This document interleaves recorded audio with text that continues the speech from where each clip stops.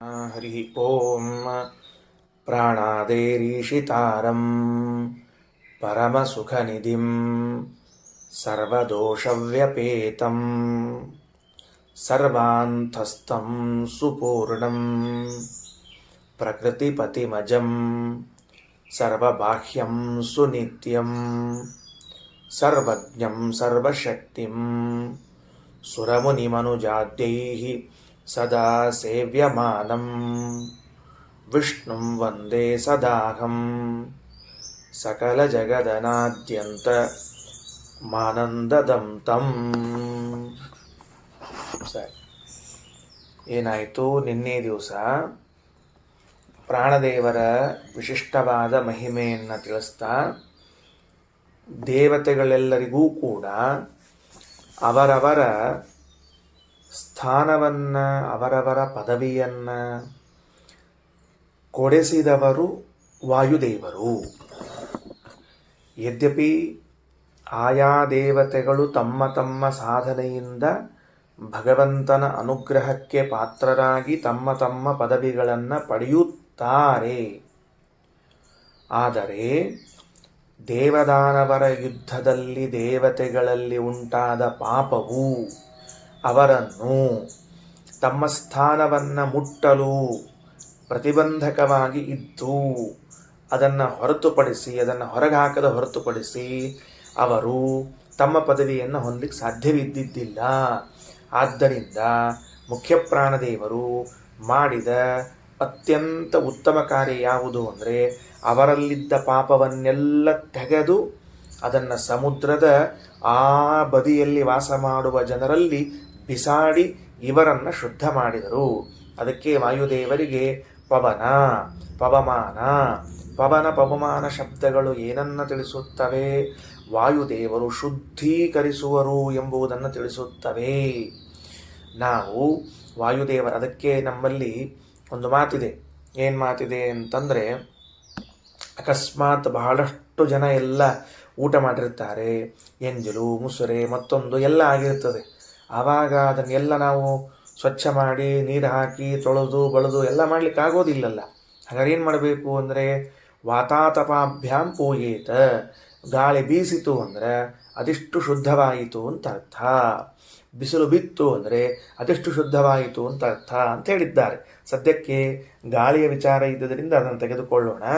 ಗಾಳಿ ಬೀಸಿತು ಅಂದರೆ ಅದಿಷ್ಟು ಏನಾಗ್ತದೆ? ಶುದ್ಧವಾಗುತ್ತದೆ ಅಂತ ಹೇಳಿದ್ದಾರೆ. ಹಾಗೆ ಪವನ, ಪವಮಾನ, ವಾಯುದೇವರು ದೇವತೆಗಳಲ್ಲಿದ್ದ ಪಾಪವನ್ನು ಶುದ್ಧ ಮಾಡಿ ತೊಳೆದು ಹೊರಗೆ ಹಾಕಿ ಅವರನ್ನೆಲ್ಲ ಅವರವರ ಪದವಿಗೆ ಕೂಡಿಸಿದರು. ಇದು ವಾಯುದೇವರು ಉದ್ಗಾತ್ರಗಳಾಗಿ ಸಾಮಗಾನ ಮಾಡಿದ್ದು ಪರಸ್ಮೈ ಫಲಂ, ಇನ್ನೊಬ್ಬರಿಗೆ ಕೊಟ್ಟ ಫಲ ಆಯಿತು. ತಮಗೋಸ್ಕರ ಏನು ಮಾಡಿದರು ಅಂತನ್ನುವುದಕ್ಕೆ ಹೇಳುತ್ತಾರೆ. ಈ ಮುಂದಿನ ಘಟ್ಟ ಬಹಳ ಸೂಕ್ಷ್ಮವಾದ ಮಾತುಗಳನ್ನು ಹೇಳುತ್ತದೆ. ನಾವೆಲ್ಲ ಉಣ್ಣುವ ಅನ್ನವು ಇದು ಪ್ರಾಣದೇವರಿಂದ ತಿನ್ನಲ್ಪಡುವುದು. ಪ್ರಾಣದೇವರು ನಮಗೆ ಪ್ರೇರಿಸಿದಾಗ, ನಮ್ಮಲ್ಲಿ ನಿಂತು ಅನ್ನವನ್ನು ಸ್ವೀಕರಿಸಿದಾಗ ನಾವು ಅನ್ನವನ್ನು ಸ್ವೀಕಾರ ಮಾಡ್ತೇವೆ. ಮುಂದೆ ಈ ದೇಹದಲ್ಲಿ ದೇವತೆಗಳೂ ಬರ್ತಾರೆ, ಆ ದೇವತೆಗಳಿಗೂ ಅನ್ನದ ವ್ಯವಸ್ಥೆ ಆಗ್ತದೆ ಇತ್ಯಾದಿ ಎಲ್ಲ ಘಟನೆಗಳನ್ನು ಮುಂದೆ ಹೇಳ್ತಾ ಹೊರಟಿದ್ದಾರೆ. ಪ್ರಾಣದೇವರು ಸಾಮಗಾನ ಮಾಡಿದರು. ಅಥ ಆತ್ಮನೇ ಅನ್ನಾದ್ಯಂ ಆಗಾಯತ. ಉಪನಿಷತ್ತಿನ ವಾಕ್ಯವನ್ನು ನೋಡ್ರಿ. ಅಥ ಆತ್ಮನೇ, ತಮಗೋಸ್ಕರವಾಗಿ ಪ್ರಾಣದೇವರು ಅನ್ನಾದ್ಯಂ ಆಗಾಯತ, ಉಣ್ಣಲು ಯೋಗ್ಯವಾದ ಅನ್ನವು ನನಗೆ ಸಿಗಬೇಕು ಅಂತ ತಿಳಿದುಕೊಂಡು ಸಾಮಗಾನ ಮಾಡಿದರು.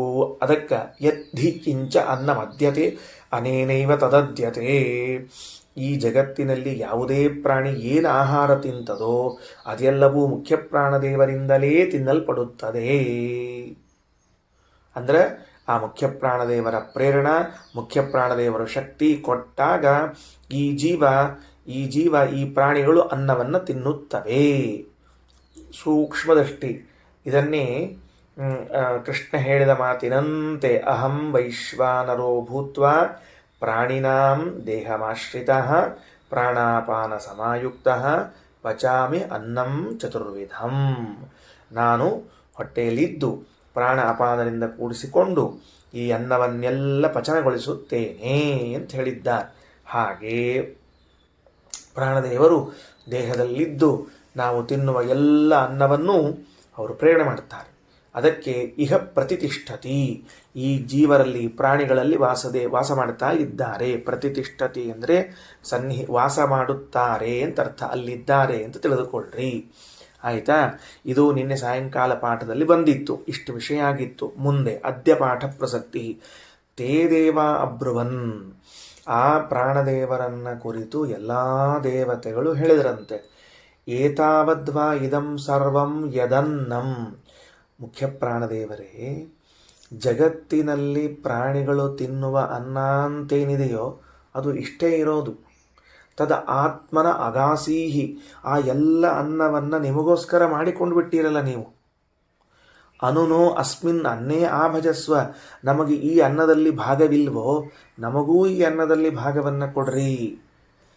ಮಾಡಿದ ಅಡಿಗೆಯನ್ನೆಲ್ಲ ಒಬ್ಬನೇ ಯಜಮಾನ ಅಥವಾ ಒಬ್ಬನೇ ಬ್ರಾಹ್ಮಣ ತನ್ನ ಎಲೆಯಲ್ಲಿ ಹಾಕಿಕೊಂಡು ಕೂತು ಬಿಟ್ರೆ ಉಳಿದವರೆಲ್ಲ ಏನು ಮಾಡ್ಬೇಕು ಮತ್ತಿನ್ನ?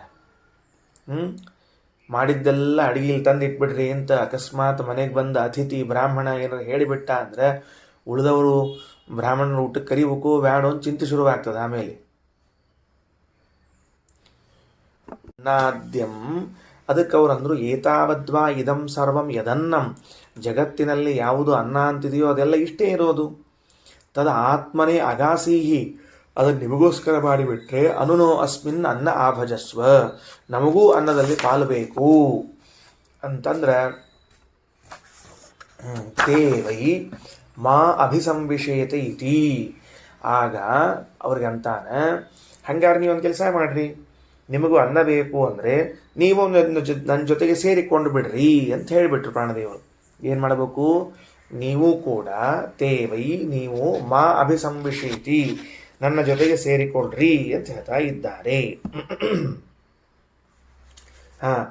ತೇ ಅಂದ್ರೆ ಅನ್ನಾಪೇಕ್ಷೆ ಇರುವಂತಹ ನೀವುಗಳು ನನ್ನನ್ನು ಅಭಿಸಂವಿಶಂತಿ, ಏನದು ಅಭಿಸಂವಿಶತ ಇತಿ, ಪ್ರಾಣಿಗಳ ದೇಹದಲ್ಲಿ ನನ್ನ ಪರಿವಾರದವರಾಗಿ ಸೇರಿಕೊಳ್ಳಿರಿ ಅಂತ ಹೇಳಿದರು.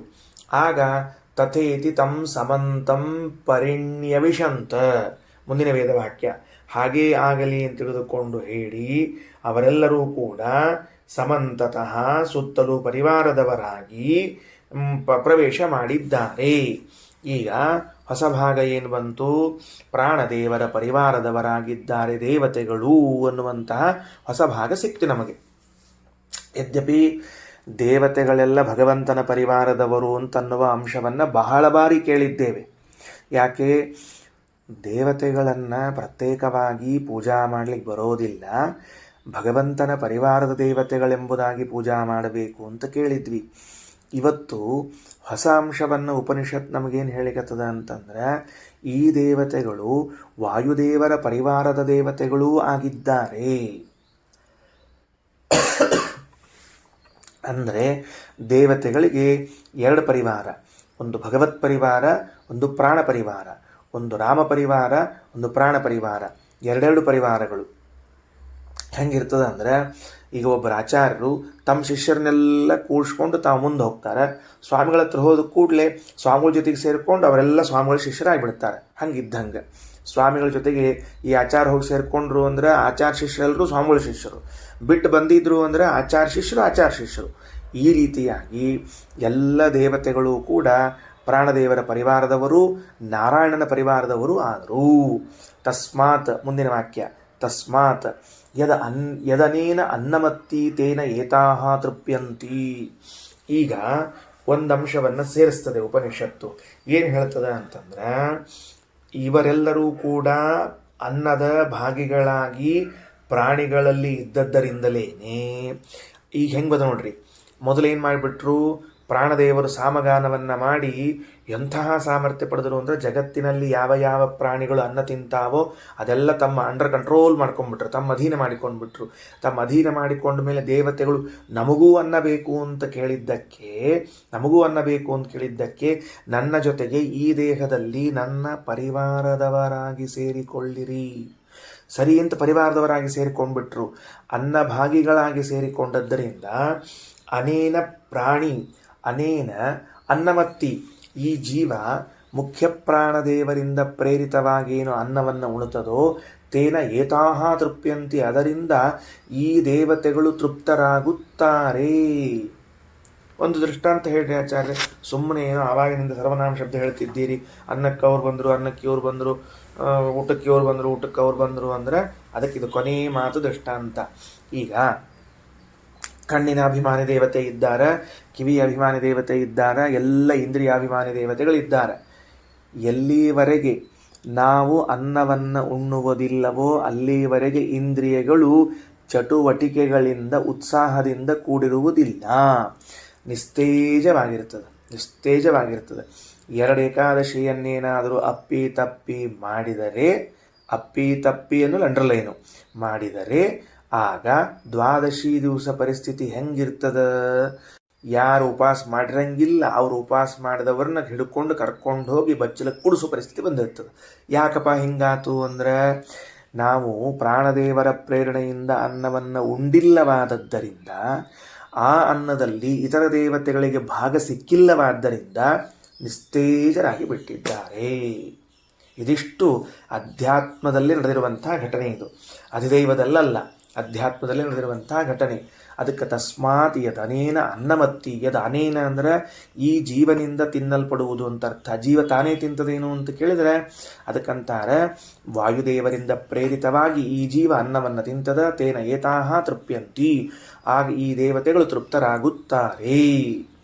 ಉಪನಿಷತ್ತು ಹೀಗೆ ಹೇಳ್ತಾ ಅನೇಕ ದೇವತೆಗಳ ಗುಣಗಳನ್ನು, ಮಹಿಮೆಗಳನ್ನು ತಿಳಿಸ್ತಾ ಬರ್ತಾ ಇದೆ. ಉದಾಹರಣೆಗೆ ಅಂಬರಣಿ ಸೂಕ್ತವನ್ನು ತೆಗೆದುಕೊಂಡ್ರೆ ಅದರಲ್ಲಿ ಮಹಾಲಕ್ಷ್ಮೀ ದೇವಿ ಮಯಾಸೋ ಅನ್ನಮತ್ತಿ ಯಹ ಅನ್ನಮತ್ತಿ ಮಯಾ ಅತ್ತಿ, ಲಕ್ಷ್ಮೀದೇವಿ ಅಂತಾಳ, ಈ ಜಗತ್ತಿನಲ್ಲಿ ಯಾರ್ಯಾರು ಅನ್ನ ಉಣ್ತಾರೋ ಅವರೆಲ್ಲ ನನ್ನ ಅನುಗ್ರಹದಿಂದ ಉಣ್ತಾರ ಅಂತ ಹೇಳ್ಬಿಟ್ಟಾಳು. ಮಯಾಸೋ ಅನ್ನಮತ್ತಿ ಯೋ ವಿಪಶ್ಯತಿ ಯಃ ಪ್ರಾಣೀತಿ ಯಯೀಂ ಶೃಣೋತ್ಯುಕ್ತಂ, ಹೇಳಿದ್ದನ್ನು ಕೇಳಿಸ್ಕೋತಾರ ನನ್ನ ಅನುಗ್ರಹ, ನೋಡ್ತಾರ ನನ್ನ ಅನುಗ್ರಹ, ಅನ್ನ ಉಣ್ತಾರ ನನ್ನ ಅನುಗ್ರಹ. ಅಂದ್ರೆ ಲಕ್ಷ್ಮೀದೇವಿ ಗುಣ ಎಷ್ಟದ ಅಂದರೆ ಈ ಪ್ರಾಣದೇವರನ್ನು ಸೇರಿಸಿಬಿಟ್ರು ಒಳಗಡೆಗೆ. ಮಯಾಸೋ ಅನ್ನಮತ್ತಿ, ಪ್ರಾಣದೇವರ ಅನ್ನ ಉಣ್ತಾರ, ನನ್ನಿಂದ ಉಣ್ತಾರ. ನಾನು ಅನುಗ್ರಹ ಮಾಡಲಿಲ್ಲ ಅಂದರೆ ಪ್ರಾಣದೇವರ ಅನ್ನ ಉಣ್ಲಿಕ್ಕೆ ಸಾಧ್ಯ ಇಲ್ಲ. ಕೇಳ್ತಾರ, ನನ್ನ ಅನುಗ್ರಹದಿಂದ ಕೇಳ್ತಾರ, ಇಲ್ಲ ಇದ್ರಿಲ್ಲ. ಅಂದರೆ ಲಕ್ಷ್ಮೀದೇವಿ ಇವರಿಗಿಂತಲೂ ದೊಡ್ಡವಳು ಅಂತಾಯಿತು, ಈ ಪ್ರಾಣದೇವರು ದೇವತೆಗಳಿಗಿಂತ ದೊಡ್ಡವರು ಅಂತಾಯಿತು. ಹಾಗಾದರೆ ಉಪನಿಷತ್ತುಗಳಿಗೆ ತಾರತಮ್ಯಪೂರ್ವಕವಾಗಿಯೇ ಭಗವಂತನ ಉತ್ತಮತ್ವವನ್ನು ಹೇಳಬೇಕು ಅನ್ನೋ ಉದ್ದೇಶದ ಸ್ಪಷ್ಟ ಆಯ್ತವ. ಮುಂದೆ ಪ್ರಾಸಂಗಿಕವಾದ್ದನ್ನು ಹೇಳಿದೆ. ಏವಂ ಹವಾ ಏನಂ ಸ್ವ ಅಭಿವಿಶಂತಿ ಭರ್ತಾ ಸ್ವಾನಾಂ ಶ್ರೇಷ್ಠ ಪುರ ಏತಾ ಭವತಿ ಅನ್ನಾದೋ ಅಧಿಪತಿ ಯಹ ಏವಂ ವೇದ. ಇಲ್ಲಿ ನೋಡ್ರಿ, ಏವಂ ಹವಾ ಏನಂ ಸ್ವ ಅಭಿವಿಶಂತಿ, ಇಲ್ಲಿ ಮುಂದಿಂದ ಏನು ಮಾಡ್ತಾರೆ, ಏತದ್ವೇದಿತು ಫಲಮಾಹ, ಇದಿಷ್ಟು ಪ್ರಾಣದೇವರ ಮಹಿಮಾ, ಇದನ್ನು ತಿಳಿದುಕೊಂಡವನಿಗೆ ಏನು ಫಲವಾಗುತ್ತದೆ ಅಂತ ಉಪನಿಷತ್ತು ಫಲವನ್ನು ಹೇಳ್ತಾ ಇದೆ. ಉಪನಿಷತ್ತಿನಲ್ಲಿ ಹೆಜ್ಜೆ ಹೆಜ್ಜೆಗೂ, ಅನೇಕ ಬಾರಿನೂ ಹೆಜ್ಜೆ ಹೆಜ್ಜೆಗೂ ಈ ಘಟನೆಯನ್ನು ಕೇಳಿದ್ರೆ ಏನಾಗ್ತದೆ, ಈ ಘಟನೆಯನ್ನು ಕೇಳಿದ್ರೆ ಏನಾಗ್ತದೆ ಅಂತ ಫಲವನ್ನು ಹೇಳ್ತದೆ. ಯಾಕೆ ಹೆಜ್ಜೆ ಹೆಜ್ಜೆಗೂ ಫಲವನ್ನು ಹೇಳಬೇಕು? ವೇದ ತಾತ್ಪರ್ಯ ನಿರ್ಣಾಯಕ ಲಿಂಗೇಶು ಫಲಮಪಿ ಅನ್ಯತಮಂ ಉಪಕ್ರಮೋಪಸಂಹಾರ ಅಭ್ಯಾಸ ಪೂರ್ವತಾ ಫಲಂ ಅರ್ಥವಾದೋಪಪತ್ತಿ ಚ ಲಿಂಗಂ ತಾತ್ಪರ್ಯ ನಿರ್ಣಯೇ. ವೇದ ತಾತ್ಪರ್ಯ ನಿರ್ಣಯೇ ಲಿಂಗಂ ಲಿಂಗೇಶು ಅನ್ಯತಮಂ ಫಲಮಪಿ ಯಸ್ಮಿನ್ ವಿಷಯೇ ಫಲಮುಚ್ಯತೆ ತಸ್ಮಿನ್ ವಿಷಯೇ ವೇದಸ್ಯ ತಾತ್ಪರ್ಯಮಸ್ತಿ ಇತಿ ಜ್ಞಾಯತೆ. ಇದಾನೀಂ ಮುಖ್ಯಪ್ರಾಣಸ್ಯ ಶ್ರೇಷ್ಠತ್ವ ವಿಷಯೇ ಇಯಂ ಕಥಾ ಪ್ರವೃತ್ತ ಅತೋ ಮುಖ್ಯಪ್ರಾಣಃ ಏವ ಶ್ರೇಷ್ಠಃ ಇತ್ಯಸ್ಮಿನ್ ವಿಷಯೇ ನಿರ್ಣಯಃ ಕರಣೀಯಃ ತದಾ ಕಿಂ ಕ್ರಿಯತೆ ಫಲಮುಚ್ಯತೆ ಫಲೇನ ಜ್ಞಾಯತೆ ವೇದಭಾಗಸ್ಯ ಅತ್ರೈವ ತಾತ್ಪರ್ಯಮಸ್ತಿ ಇತಿ. ಏನು ಕಲ್ಪನಾ ಬಂತು ನಮಗೀಗ? ವೇದ ತಾತ್ಪರ್ಯವನ್ನು ನಿರ್ಣಯ ಮಾಡುವಂತಹ ಲಿಂಗಗಳು ಯಾವುದು? ಇದಿಷ್ಟು ವೇದಕ್ಕೆ ತಾತ್ಪರ್ಯ ಹೇಳಿದಪ್ಪ. ಶಬ್ದಾರ್ಥೆಯನ್ನು ಹೇಳ್ಕೊಳ್ರಿ, ಶಬ್ದಾರ್ಥೆಯನ್ನು ಹೇಳ್ಕೊಳ್ಳಿ. ತಾತ್ಪರ್ಯ ಇಲ್ಲದ ಅಂತಂದ್ರೆ, ಒಟ್ಟು ಅಭಿಪ್ರಾಯ ಇಲ್ಲದ ಅಂತ ಕೇಳಿದ್ರೆ ಅದನ್ನು ಹೆಂಗೆ ನಿರ್ಧಾರ ಮಾಡೋದು? ಉಪಕ್ರಮ, ಉಪಸಂಹಾರ, ಅಭ್ಯಾಸ, ಅಪೂರ್ವತ, ಫಲಂ. ವೇದವು ಫಲವನ್ನು ಹೇಳಿದರೆ ಫಲ ಯದ್ವಿಷಯಕವಾಗಿ ಹೇಳಿರ್ತದೋ ಅದೇ ಈ ಭಾಗದ ತಾತ್ಪರ್ಯವೆಂದು ನಿರ್ಣಯಿಸ್ಲಿಕ್ಕೆ ಬರ್ತದೆ. ಎಷ್ಟು ಪ್ರಬಲದ? ಉಪಕ್ರಮಾದಿಗಳಿಗಿಂತಲೂ ಪ್ರಬಲ ಅದ. ಉಪಕ್ರಮ, ಉಪಸಂಹಾರ, ಅಭ್ಯಾಸ, ಅಪೂರ್ವತ, ಫಲಂ. ಇದರ ಮುಂದೆ ಅರ್ಥವಾದ, ಆಮೇಲೆ ಉಪಪತ್ತಿ ಅಂತ ಮುಂದಿಂದಿದ್ದದ್ದು. ಅಂದ ಮೇಲೆ ಫಲವು ತಾತ್ಪರ್ಯ ನಿರ್ಣಾಯಕವಾದ ಲಿಂಗವಾದದ್ದರಿಂದ ಅಲ್ಲಲ್ಲಿ ಅಲ್ಲಲ್ಲಿ ಅಲ್ಲಲ್ಲಿ ವೇದವು ಫಲವನ್ನು ಹೇಳುತ್ತದೆ. ವೇದದ ತಾತ್ಪರ್ಯವನ್ನು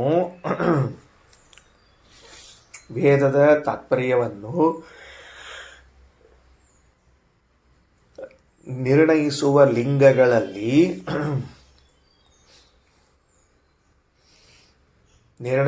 ಲಿಂಗಗಳಲ್ಲಿ ಉಪಕ್ರಮ ಉಪಸಂಹಾರದಂತೆ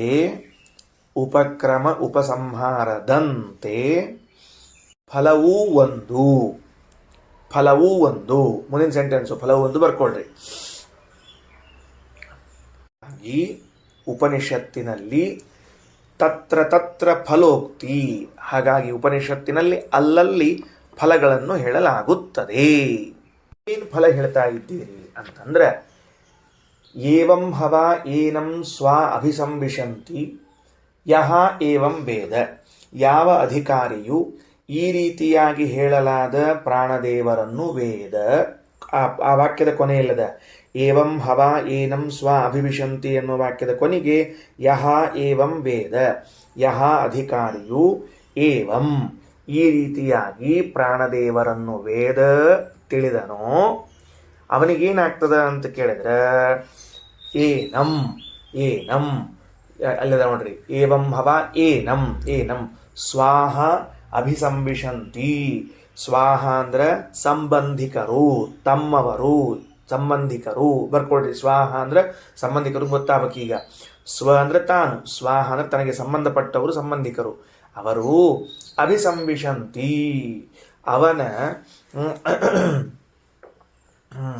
ಅವನ ಪರಿವಾರದವರಾಗಿ ಅವನನ್ನು ಆಶ್ರಯಿಸುತ್ತಾರೆ. ನೋಡ್ರಿ, ಎಷ್ಟೋ ಮನೆಗಳಲ್ಲಿ, ಎಷ್ಟೋ ವಿಷಯಗಳಲ್ಲಿ, ಅಂದರೆ ದೃಷ್ಟಾಂತತ್ವ ಏನು ಹೇಳ್ತೀನಿ, ಆ ವ್ಯಕ್ತಿ ಪ್ರಾಣವಿದ್ಯಾ ಬಲ್ಲವ ಅನ್ನೋ ದೃಷ್ಟಾಂತ ಅಲ್ಲ.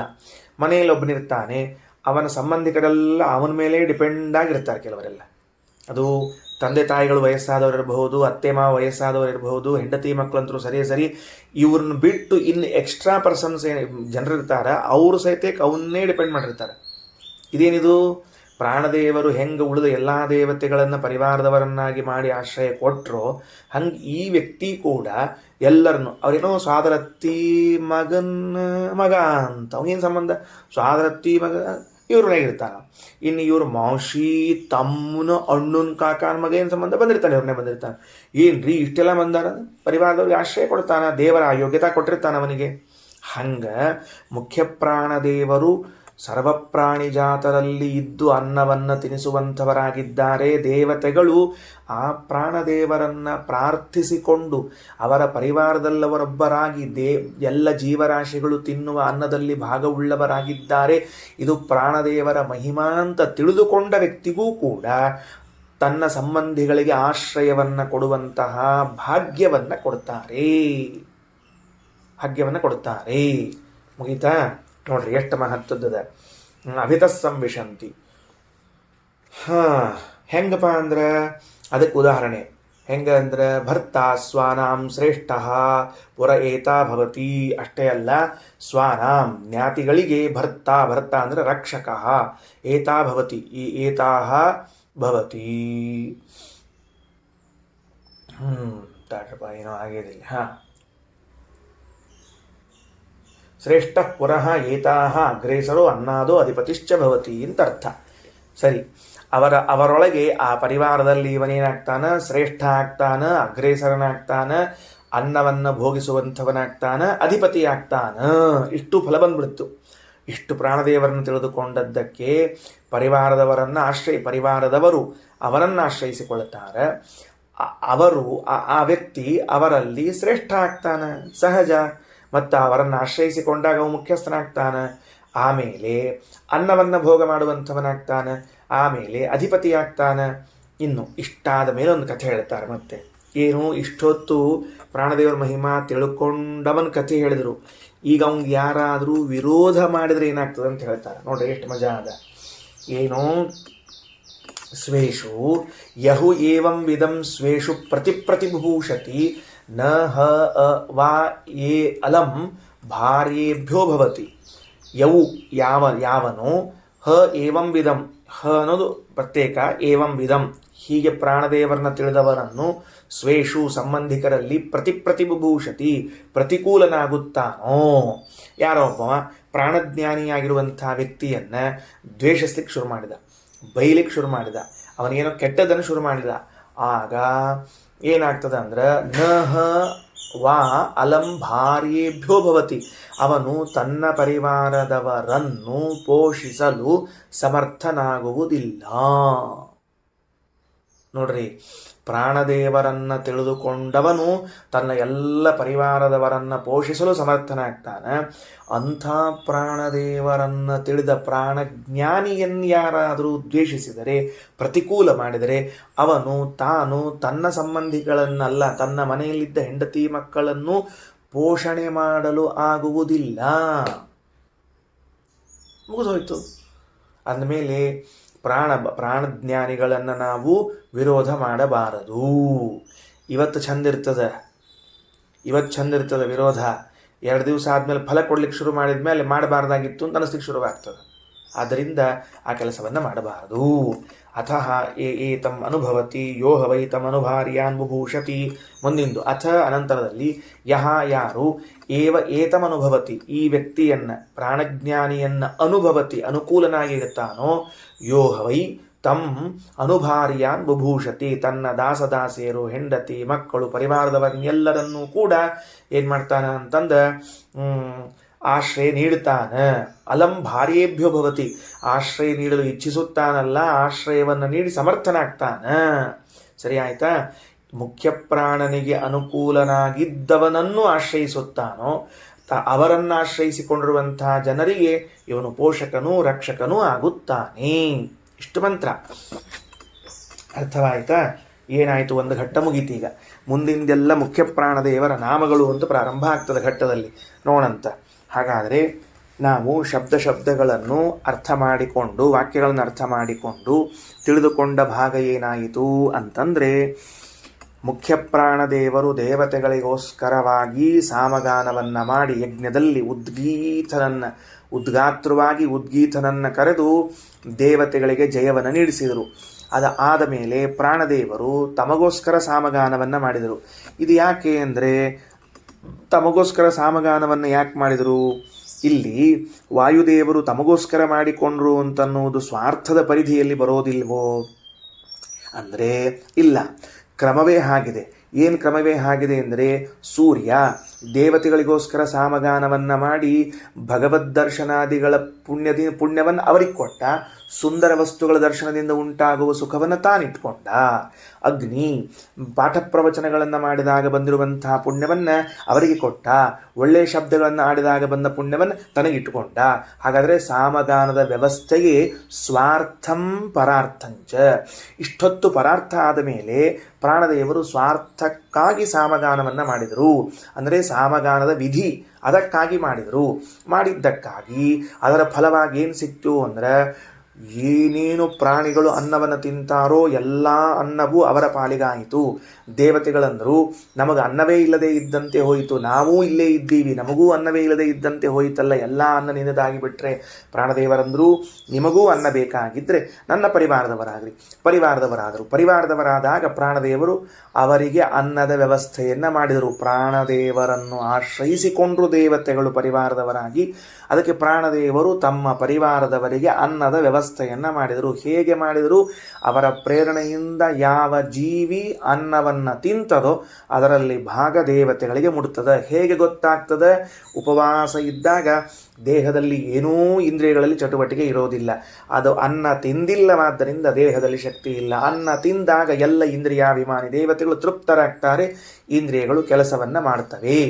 ಇದನ್ನ ಯಾವ ಅಧಿಕಾರಿಯು ತಿಳಿದುಕೊಂಡು ಅನುಸಂಧಾನ ಮಾಡಿ ಪ್ರಾಣದೇವರನ್ನ ಒಲಿಸಿಕೊಳ್ಳುತ್ತಾನೋ ಅವನಿಗೇನು ಫಲವಾಗುತ್ತದೆ ಅಂದರೆ, ಅವನು ತಾನು ಯಜಮಾನನಾಗ್ತಾನೆ, ಶ್ರೇಷ್ಠನಾಗ್ತಾನೆ, ಅಧಿಪತಿಯಾಗ್ತಾನೆ, ಅನ್ನಭೋಕ್ತ ಆಗ್ತಾನೆ, ಪರಿವಾರದವರೆಲ್ಲರಿಗೂ ಕೂಡ ಆಶ್ರಯದಾತೃವಾಗ್ತಾನೆ. ಇಂತಹ ವ್ಯಕ್ತಿಯನ್ಯಾರಾದರೂ ದ್ವೇಷಿಸಿದರೆ, ನಿಂದಿಸಿದರೆ, ಬೈದರೆ ಆಗ ಅವನು ತನ್ನ ಹೆಂಡತಿ ಮಕ್ಕಳನ್ನು ನೋಡಿಕೊಳ್ಳುವಷ್ಟು ಸಮರ್ಥನಾಗುವುದಿಲ್ಲ.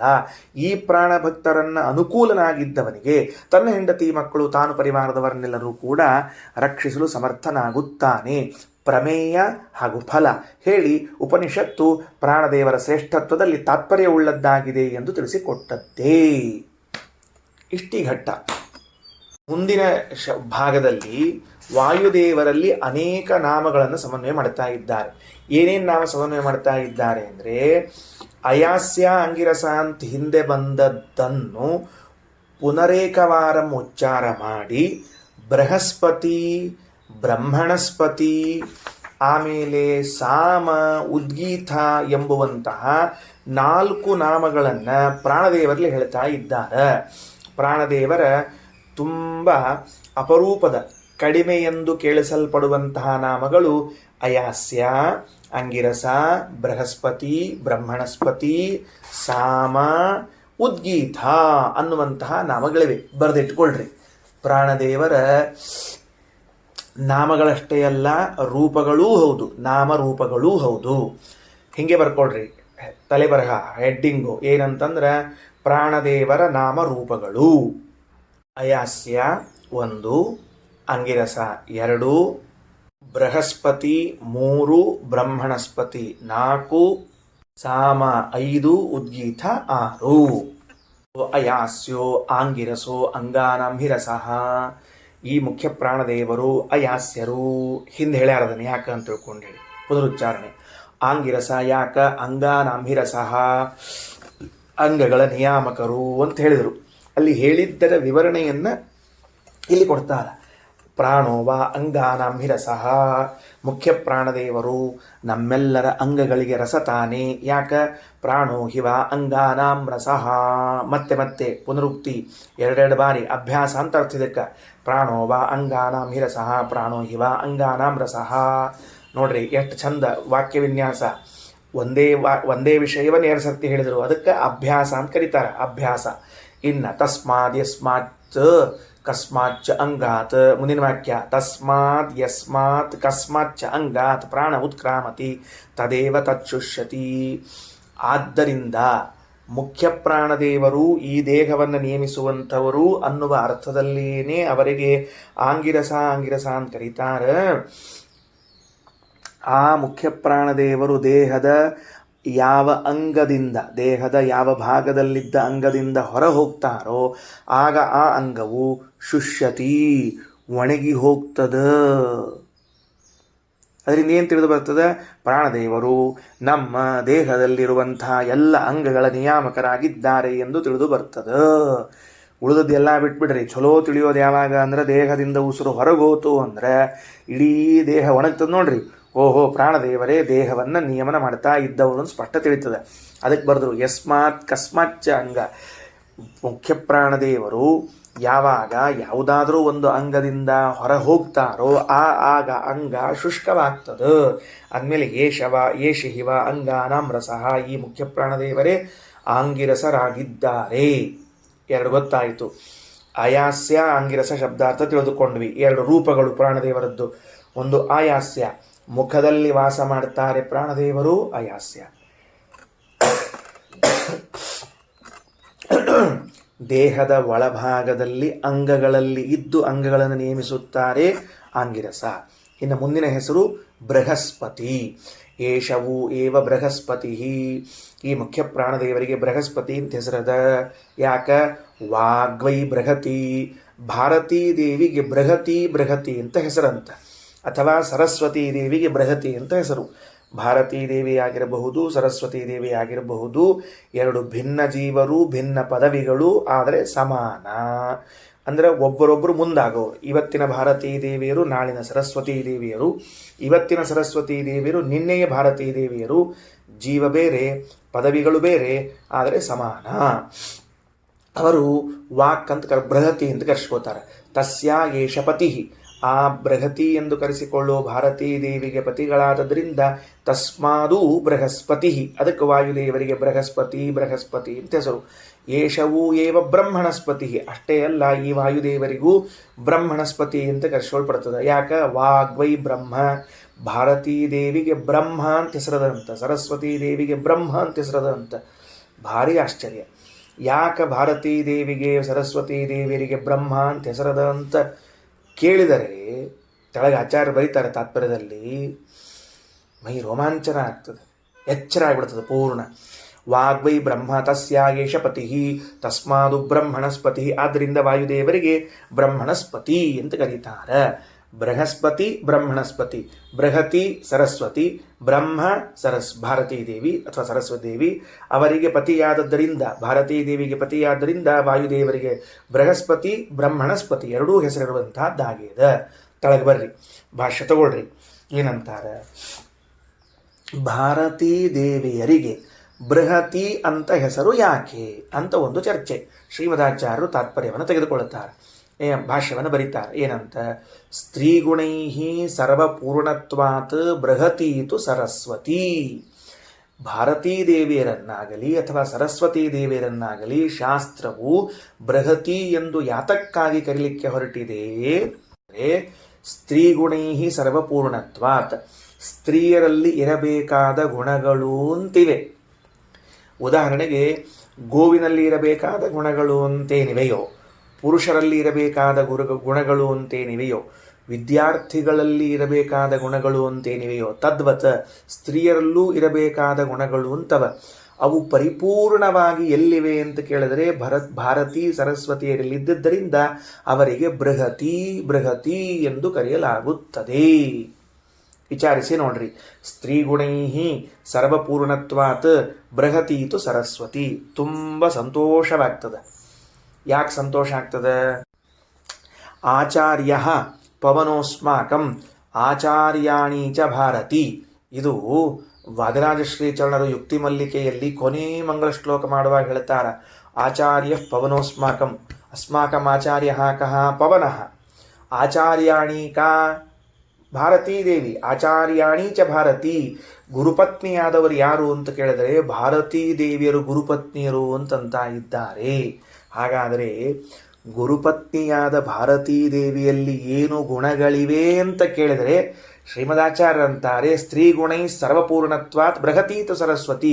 ಸ್ತ್ರೀಯರಲ್ಲಿ ಇರಬೇಕಾದ ಗುಣಗಳು ಅಂತೇನೇನಿವೆಯೋ ಆ ಎಲ್ಲ ಗುಣಗಳು ಭಾರತೀ ದೇವಿಯಲ್ಲಿವೆ ಅಂತೆ. ಇಂಥವರು ಗುರುಪತ್ನಿಯಾಗಿದ್ದಿದ್ರೆ ಅವರಲ್ಲಿ ಓದಿದ ವಿದ್ಯಾರ್ಥಿಗಳು ಹೆಂಗೆ ತಯಾರಾಗಿರ್ಲಿಕ್ಕಿಲ್ಲ? ವಿಚಾರ ಮಾಡಿ ನೋಡ್ರಿ. ಗುರುಗಳು ಎಲ್ಲ ವಿದ್ಯಾರ್ಥಿಗಳು ಬರಲಿ ಅಂತ ಅವ್ರನ್ನ, ಗುರುಪತ್ನಿ ಯಾರ ಕಾಲಿಟ್ಟರು ನೋಡ್ರಿ, ಕಾಲು ಮುರಿತೀನಿ ನಿಮ್ಮದು ಅಂತ ನೋಡ, ಏನು ಮಾಡ್ಬೇಕು ತೊಗೊಂಡು ನಿನ್ನೆ ವಿದ್ಯಾಪೀಠ ನಡೀತದ ಎಲ್ಲರ? ನೀವೇನು ಮಾಡ್ಕೋತೀರಿ ಮಾಡ್ಕೊಡ್ರಿ, ನಾ ಏನು ಅಡುಗೆ ಮಾಡಿ ಹಾಕಂಗಿಲ್ಲ, ಊಟಕ್ಕೆ ಹಾಕಂಗಿಲ್ಲ, ಹೋಗಿ ನಡ್ರಿ ಅಂತಕೊಂಡು ಹೇಳಿ ಹೋಗಿ ಕೂತ್ಕೊಂಡ್ಬಿಟ್ರೆ ಪಾಪ ಆಚಾರ್ಯ ಏನು ಮಾಡ್ಬೇಕು? ಪಾಠ ಹೇಳ್ಬೇಕು, ಏನು ಮಾಡ್ಬೇಕು ಎಲ್ಲರ? ಅದಕ್ಕೆ ಆಚಾರ್ಯಾಣಿ ಆದವಳು ಹೆಂಗಿರಬೇಕು ಅಂತಂದ್ರೆ ಎಲ್ಲ ವಿದ್ಯಾರ್ಥಿಗಳಿಗೆ ಮಾತ್ರ ಸ್ಥಾನೀಯಳಾಗಿರ್ಬೇಕು ಅವಳು. ನಮ್ಮ ಗುರುಗಳ ಪತ್ನಿ ಆಚಾರ್ಯಾಣಿ ಇದ್ದರು. ಅವರು ನಮ್ಮ ಆಚಾರ್ಯ ನಮ್ಮ ಕರ್ಕೊಂಡು ಯಾತ್ರಕ್ಕೆ ಹೋಗಿರ್ತಿದ್ರು. ಬೇರೆ ಬೇರೆ ಕಡೆಗೆ ಯಾತ್ರಕ್ಕೆ ಹೋಗೋದು, ಅಲ್ಲೆಲ್ಲ ಪಾಠ ಹೇಳಿಕ್ಕೆ ಹೋಗ್ಬೇಕು. ಹೋದಾಗ ಅಲ್ಲಿ ಅಡುಗೆ ಮಾಡ್ಬೇಕು. ಗುರುಪತ್ನಿ ಅಡುಗೆ ಮಾಡೋ ಕಾಲಕ್ಕೆ ಸಾಮಾನ್ಯವಾಗಿ ಗಂಡನ ಕೇಳಿ ಹೆಂಡ್ತಿಯರು ಅಡುಗೆ ಮಾಡೋ ಒಂದು ಪದ್ಧತಿ ಇರ್ತದೆ. ಅಕಸ್ಮಾತ್ ಹಂಗೆ ಕೇಳ್ತಿದ್ರೆ ಅಂತ ತಾತ್ಪರ್ಯ. ಅದಕ್ಕೆ ಹಂಗೆ ಕೇಳಿ ಮಾಡೋದು ಇರ್ತದೆ. ಅಲ್ಲೇನಾಯಿತು, ನಮ್ಮ ಆಚಾರ್ಯ ಪತ್ನಿಯರು, ನಮ್ಮ ಗುರುಪತ್ನಿಯವರು ಆಚಾರ್ಯನ ಕೇಳ್ತಿರ್ಲಿಲ್ಲ ಅಡುಗೆ ಮಾಡಬೇಕು ಅಂತ ಹೇಳಿ. ನಮ್ಮನ್ನು ಕೇಳೋದು ವಿದ್ಯಾರ್ಥಿಯನ್ನು, ಇವತ್ತು ನಿಂಗೇನು ಬೇಕು ಹೇಳು, ಅದನ್ನೇ ಮಾಡ್ತೀನಿ ಅಡುಗೆ. ನಾನು ಬೇಕಿಲ್ಲ ಆಚಾರ್ಯ ಕೇಳ್ರಿ ನಾ ಅಂದ್ರೆ, ಗೊತ್ತೇಳೋ ನೀ ಹೇಳಿದ ಅಡುಗೆ ಮಾಡ್ತೀನಿ ಇವತ್ತು ಅನ್ಬೇಕು. ಅದಕ್ಕೆ ನನ್ನ ಕೇಳಿಬಿಟ್ಟು ವಿದ್ಯಾರ್ಥಿಯನ್ನು ಕೇಳಿ ನಮಗೆ ಬೇಕಾದ ಅಡುಗೆಯನ್ನು ಮಾಡಿ ಹಾಕಿ ಊಟಕ್ಕೆ ಹಾಕಬೇಕು. ಇದು ಗುರುಪತ್ನಿಯರಲ್ಲಿ ದೊಡ್ಡ ವಾತ್ಸಲ್ಯ ಐತೆ. ನಮ್ಮ ಗುರುಪತ್ನಿಯರಲ್ಲಿ ಅದು ಭಾಳ ಪ್ರೇಮ ಇರ್ತದೆ. ವಿದ್ಯಾರ್ಥಿಗಳ ಮೇಲೆ ಪ್ರೇಮದಿಂದ ಅವ್ರಿಗೆ ಬೇಕಾದ ಅಡುಗೆ ಮಾಡಿ ಹಾಕಿ ಊಟಕ್ಕೆ ಹಾಕಿ ಪಾಠ ಮಾಡಿಸಿ ಎಲ್ಲ ಮಾಡಿಸಿ ಕಳಿಸ್ಬೇಕು ವ್ಯವಸ್ಥೆ. ಹಂಗೆ ಆಚಾರ್ಯಾಣಿ ಚ ಭಾರತಿ ಅಂತ ಹೇಳಿದ್ದು ನಮ್ಮ ಆಚಾರ್ಯಾಣಿ ಆಗಿರುವಂತಹ ಭಾರತೀ ದೇವರು ಹೆಂಗಿದ್ದಾರೆ ಅಂದ್ರೆ ಸ್ತ್ರೀ ಗುಣೈ ಸರ್ವಪೂರ್ಣತ್ವಾತ್ ಬೃಹತೀತು ಸರಸ್ವತಿ, ಎಲ್ಲ ಗುಣಗಳಿಂದ ಕೂಡಿದವರಾಗಿದ್ದಾರೆ. ಆಚಾರ್ಯ ಪವನೋಸ್ಮಾಕಂ ಆಚಾರ್ಯಾಣಿ ಚ ಭಾರತಿ ಅಂತ ತಿಳಿದುಕೊಂಡು ಹೇಳಿದ್ದಂತೆ ಗುರುಪತ್ನಿ ಶ್ರೀಮದಾಚಾರ್ಯರ ಅಂದರೆ ಮುಖ್ಯ ಪ್ರಾಣದೇವರ ಪತ್ನಿಯಾಗಿರುವಂತಹ ಭಾರತೀ ದೇವಿಯರು ಸ್ತ್ರೀಗುಣೈ ಪೂರ್ಣತ್ವಾತ್ ಬೃಹತೀತು ಸರಸ್ವತಿ, ಮುಗೀತು. ಬ್ರಹ್ಮ ಅಂತನ್ನೋ ಶಬ್ದನೂ ಅದ. ವಾಯುದೇವರಿಗೆ ಬ್ರಹ್ಮಣಸ್ಪತಿ ಎನ್ನುವ ಶಬ್ದ ಸಮನ್ವಯ ಮಾಡ್ಲಿಕ್ಕೆ ಹೊರಟೀರಿ, ಅದಕ್ಕೆ ಬ್ರಹ್ಮ ಯಾರು ಅಂತ ಕೇಳಿದ್ರೆ ಭಾರತೀ ದೇವಿ ಅಂತೀರಿ. ಹೆಂಗ ಆಚಾರ ಅಂತಾರ, ಅನಂತ ವೇದ ರೂಪತ್ವಾತ್ ಸೈವ ಬ್ರಹ್ಮೇತಿ ಕೀರ್ತಿತಾ.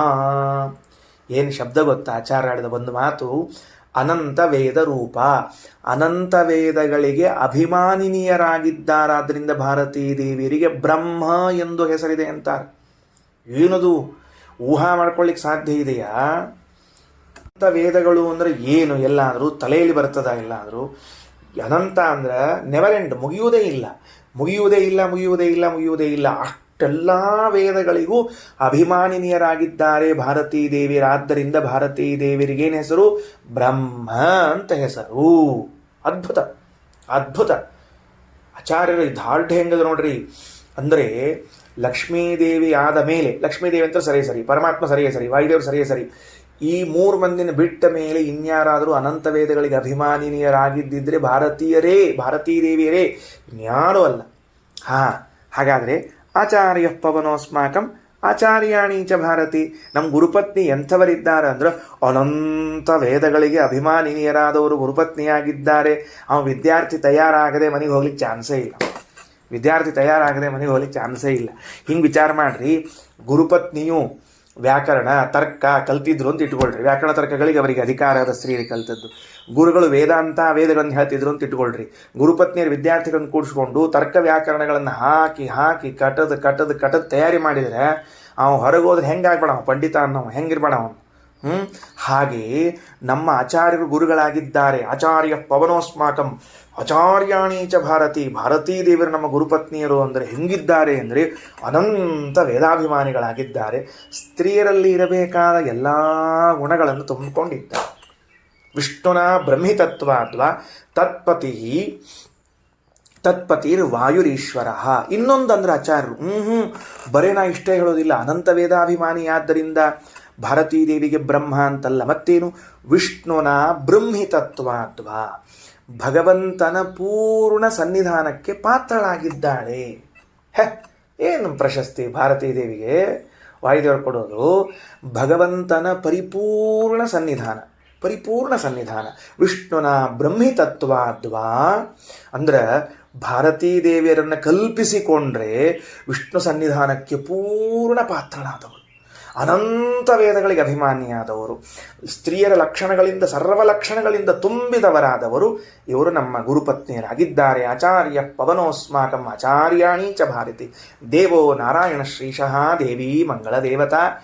ಇಂತಹ ಭಾರತೀ ದೇವಿಯರಿಗೆ ತತ್ಪತಿರ್ ವಾಯುರೀಶ್ವರ, ಅವರಿಗೆ ವಾಯುದೇವರು ಗಂಡನಾಗಿದ್ದಾರೆ ಅಂತಂದರೆ ಛೇ ಇನ್ನು ಆಚಾರ್ಯರ ಪರಿಸ್ಥಿತಿ ಏನ್ರಿ? ಎಲ್ಲಾದರೂ ಅನಂತ ವೇದಾಭಿಮಾನಿನಿಯರಾದ ಭಾರತೀ ದೇವಿಯರ ಗಂಡ, ಸ್ತ್ರೀಯರ ಸರ್ವ ಲಕ್ಷಣಗಳಿಂದ ಕೂಡಿದವಳ ಪತಿ, ಭಗವಂತನ ಪೂರ್ಣ ಸನ್ನಿಧಾನಕ್ಕೆ ಪಾತ್ರಳಾದವರ ಪತಿಗಳು ಇವರು ಬ್ರಹ್ಮಣಸ್ಪತಿ ಅಂತ ಕರೆಸಿಕೊಳ್ತಾರ.